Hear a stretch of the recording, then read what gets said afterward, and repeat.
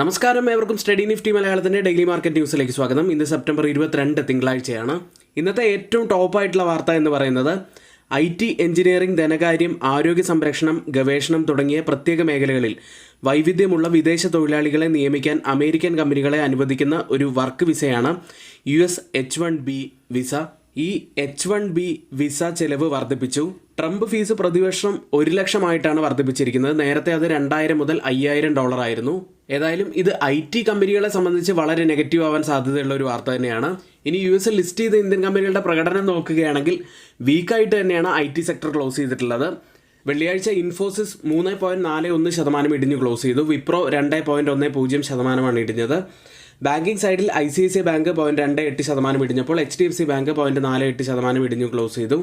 Doctor Reddy 0.27% നേട്ടത്തിലും close ചെയ്തു. ഇനി ഇന്നത്തെ മറ്റു വാർത്തകളിലേക്ക് വന്നാൽ GST 2.0 ഇന്ന് മുതലാണ് നടപ്പിലാക്കുന്നത്. പുതിയ GST പരിഷ്കരണങ്ങൾ പ്രാബല്യത്തിൽ വന്നു. 385 ഇനങ്ങളുടെയും സേവനങ്ങളുടെയും നികുതി കുറച്ചു. ഈ ഒരു GSTയിൽ വന്നിട്ടുള്ള കുറവ് ഇന്ത്യൻ വിപണിയിൽ നമുക്ക് കാണാൻ കഴിയുമോ എന്ന് നമുക്ക് കാത്തിരുന്ന് തന്നെ കാണാം. ഇനി ഇന്ത്യൻ വിപണിയിലേക്ക് വന്നാൽ വെള്ളിയാഴ്ച ഇടിഞ്ഞാണ് ഇന്ത്യൻ വിപണി ക്ലോസ് ചെയ്തിട്ടുള്ളത്. മിഡ് ക്യാപ്പ് മാത്രമാണ് ചെറിയ ഒരു പോസിറ്റിവിറ്റിയിൽ ക്ലോസ് ചെയ്യാൻ സാധിച്ചത്. ഏതായാലും ഗിഫ്റ്റ് നിഫ്റ്റി ഇപ്പോൾ സൂചിപ്പിക്കുന്നത് നിഫ്റ്റിയിൽ ഏകദേശം ഒരു 70 മുതൽ 80 പോയിന്റ്സിൻ്റെയൊക്കെ ഒരു ഗ്യാപ് ഡൗൺ ഓപ്പണിങ്ങിന് സാധ്യതയുണ്ട് എന്ന് തന്നെയാണ്. US വിപണിയിലേക്ക് കഴിഞ്ഞ ആഴ്ചയാണ് US federal reserve interest rate decision 0.25% കുറച്ചത്. അതുകൊണ്ട് തന്നെ കഴിഞ്ഞ ആഴ്ച US വിപണികൾ പോസിറ്റീവിലാണ് ക്ലോസ് ചെയ്തത്. S&P 500 1.2% നേട്ടത്തിലും, ഡൗ ജോൺസ് 1% നേട്ടത്തിലും, നാസ്ഡാക്ക് 2.2% നേട്ടത്തിലുമാണ് ക്ലോസ് ചെയ്തത്. ഇനിയിപ്പോൾ ട്രേഡിംഗ് ആരംഭിച്ചിരിക്കുന്ന US ഫ്യൂച്ചേഴ്സ് ഇടിവിലാണ്. ഇപ്പോൾ സമയം 6 മണി കഴിഞ്ഞ് 55 മിനിറ്റാണ് സമയം.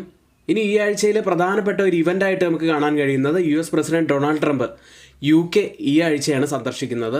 ഇനി വെള്ളിയാഴ്ച യൂറോപ്യൻ വിപണികൾ നെഗറ്റീവിലാണ് ക്ലോസ് ചെയ്തിട്ടുള്ളത്. ക്രിപ്റ്റോ കറൻസിയിലേക്ക് വന്നാൽ ബിറ്റ്കോയിൻ $1,15,000 ട്രേഡ് ചെയ്യുന്നത്.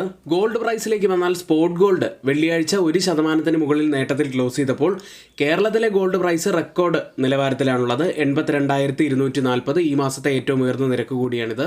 ഓയിൽ പ്രൈസുകളിലേക്ക് വെള്ളിയാഴ്ച എണ്ണ വില ഇടിഞ്ഞു. അമിതമായ വിതരണവും ദുർബലമായ ആവശ്യകതയും സംബന്ധിച്ച ആശങ്കകൾ തന്നെയാണ് വെള്ളിയാഴ്ച എണ്ണ വില ഇടിയാൻ കാരണമായത്. ഇതൊക്കെയാണ് ഇന്നത്തെ ഏറ്റവും ഹൈലൈറ്റ് ആയിട്ടുള്ള കുറച്ച് വാർത്തകളായിട്ട് വരുന്നത്. ഇനി ആർക്കെങ്കിലും നമ്മുടെ പെയ്ഡ് എഡ്യൂക്കേഷൻ ടെലഗ്രാം ചാനലിൽ ജോയിൻ ചെയ്യാൻ താല്പര്യമുണ്ടെങ്കിൽ ഇപ്പോഴത്തെ 55% ഡിസ്കൗണ്ടോടുകൂടി ഒരു ഫെസ്റ്റിവൽ ഓഫർ ഇപ്പോൾ നടന്നുകൊണ്ടിരിക്കുന്നുണ്ട്.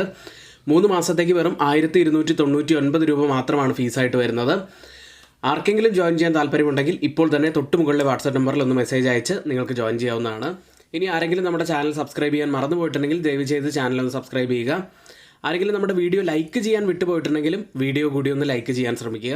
ഇനി ഇന്നത്തെ ഏറ്റവും ടോപ്പ് ബ്രേക്കിംഗ് ആയിട്ടുള്ള ഒരു വാർത്തയിലേക്ക് തന്നെയാണ്. GST 2.0 ഇന്ന് മുതലാണ് നടപ്പിലാക്കുന്നത്. തിങ്കളാഴ്ച മുതൽ പുതിയ GST പരിഷ്കരണങ്ങൾ പ്രാബല്യത്തിൽ വന്നു.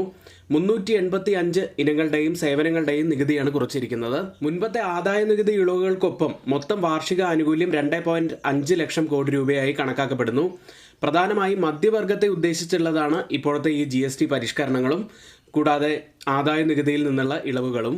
കാറുകൾ, AC-കൾ, TV-കൾ, വസ്ത്രങ്ങൾ തുടങ്ങിയ നിത്യോപയോഗ സാധനങ്ങൾക്ക് ഇപ്പോൾ വില കുറഞ്ഞിരിക്കുകയാണ്. നവരാത്രി, ദീപാവലി ഷോപ്പിംഗ്, ചില്ലറ വ്യാപാരികൾ, ഇ-കൊമേഴ്സ് സ്ഥാപനങ്ങൾ, പ്രത്യേകിച്ച് ആമസോൺ, ഫ്ലിപ്കാർട്ട്, മീഷോ, ഇൻസ്റ്റാമാർട്ട് തുടങ്ങിയ സ്ഥാപനങ്ങളെല്ലാം റെക്കോർഡ് വിൽപ്പനയ്ക്കാണ് തയ്യാറെടുക്കുന്നത്. ഓട്ടോ മേഖലയിലും വലിയ കുതിപ്പ് തന്നെയാണ് പ്രതീക്ഷിക്കുന്നത്. കാർ ഡീലർമാർ 2 മുതൽ 3 മടങ്ങ് ഉയർന്ന ബുക്കിങ്ങുകളാണ് റിപ്പോർട്ട് ചെയ്തിരിക്കുന്നത്. പ്രത്യേകിച്ച് മാരുതി, ഹുണ്ടായി തുടങ്ങിയ കമ്പനികൾ. ഇന്നത്തെ പ്രധാനപ്പെട്ട കുറച്ച് സ്റ്റോക്ക് ന്യൂസുകളിലേക്ക്. ആദ്യം Lupin. US FDA Pune biotech unit പരിശോധിച്ചു. 4 നിരീക്ഷണങ്ങളാണ് പുറപ്പെടുവിച്ചത്. അടുത്തത് ആംബർ എന്റർപ്രൈസസ് ആണ്. സബ്സിഡറി ALJIN ഹോൾഡിംഗ്സ് എന്ന ഇസ്രയേൽ കമ്പനി വാങ്ങിയിരിക്കുന്നു. അടുത്തത് റെയിൽടെൽ എന്ന കമ്പനിയാണ്. ഓഫ് ഷോർ ഇന്റർനെറ്റിനായി ഡ്രഡ്ജിംഗ് കോർപ്പിൽ നിന്ന് 18.06 കോടി രൂപയുടെ പുതിയൊരു കരാർ കമ്പനി നേടിയിരിക്കുന്നു. അടുത്തത് PNC ഇൻഫ്രാടെക് എന്ന കമ്പനിയാണ്. ബീഹാറിൽ നിന്ന് 495.54 കോടി രൂപയുടെ റോഡും റെയിലും കൂടി അടങ്ങിയിരിക്കുന്ന ഒരു പദ്ധതി കമ്പനിക്ക് ലഭിച്ചു. അടുത്തത് നെറ്റ്വർക്ക് ടെക്നോളജീസ് എന്ന കമ്പനിയാണ്. AI GPU സിസ്റ്റങ്ങൾക്കായി 450 കോടി രൂപയുടെ ഓർഡർ കമ്പനിക്ക് ലഭിച്ചു. അടുത്തത് ബ്രിഗേഡ് എന്റർപ്രൈസസ് എന്ന കമ്പനിയാണ്. ശ്രുതി പൈ ബാംഗ്ലൂരു പദ്ധതിയിൽ 126 കോടി രൂപ കമ്പനി നിക്ഷേപിച്ചു. മറ്റൊരു കമ്പനി പവർ ഗ്രിഡ് എന്ന കമ്പനിയാണ്. മധ്യപ്രദേശ് ട്രാൻസ്മിഷൻ പദ്ധതി ബൂട്ട് അടിസ്ഥാനത്തിൽ നേടി.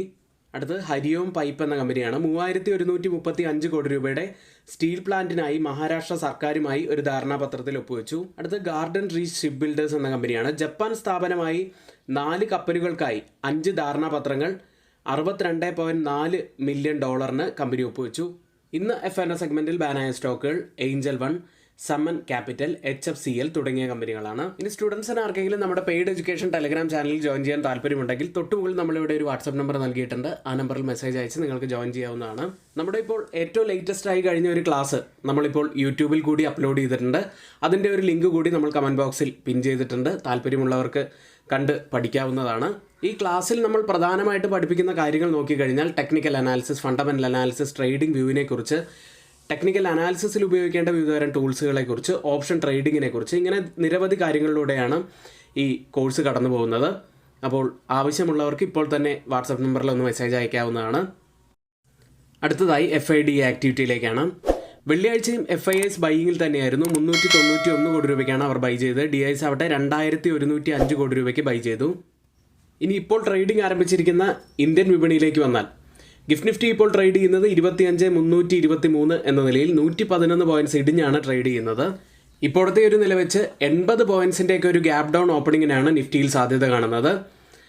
ഓപ്പൺ ചെയ്തിരിക്കുന്ന മറ്റ് ഏഷ്യൻ മാർക്കറ്റുകളിലേക്ക് വന്നാൽ ജപ്പാൻ മാർക്കറ്റ് നിക്കി 1.41% നേട്ടത്തിൽ, സിംഗപ്പൂർ മാർക്കറ്റ് 0.06% നേട്ടത്തിൽ, ഹോങ്കോങ് മാർക്കറ്റ് 0.73% ഇടിവിൽ, തായ്വാൻ മാർക്കറ്റ് 0.51% നേട്ടത്തിൽ, കോസ്പി മാർക്കറ്റ് 0.75% നേട്ടത്തിൽ ട്രേഡ് ചെയ്യുന്നു.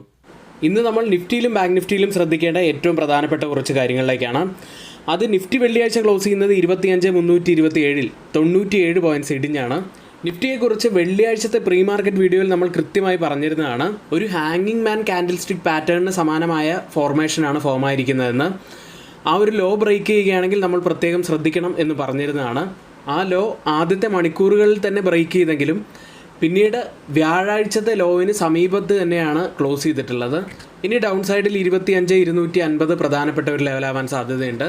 അപ്സൈഡിലേക്ക് വന്നാൽ വ്യാഴാഴ്ചത്തെ ഹൈ ബ്രേക്ക് ചെയ്യുകയാണെങ്കിൽ നമ്മൾ പ്രത്യേകം അപ്സൈഡിലെ ചില ലെവലുകൾ ഫോക്കസ് ചെയ്യേണ്ടതുണ്ട്. അടുത്തതായി change in open interest data പ്രകാരം കോൾ സൈഡിലും പുട്ട് സൈഡിലും വന്ന വ്യത്യാസങ്ങളാണ്.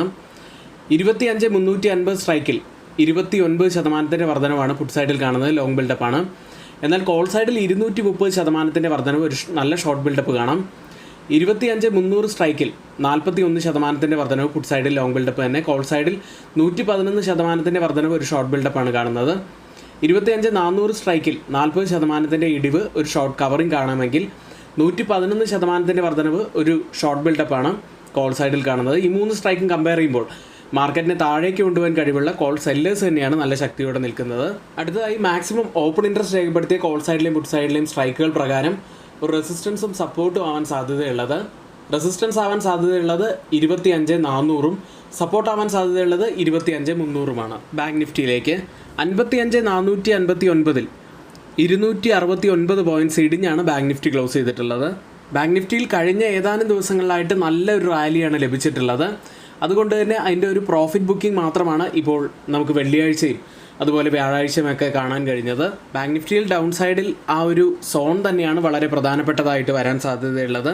ഇനി ബാങ്ക് നിഫ്റ്റിയെ സംബന്ധിച്ച് ഒരു സപ്പോർട്ടും റെസിസ്റ്റൻസും ആവാൻ സാധ്യതയുള്ളത് 56,000 ഒരു റെസിസ്റ്റൻസ് ആവാനും 55,000 ഒരു സപ്പോർട്ട് ആവാനുമുള്ള സാധ്യതയാണുള്ളത്.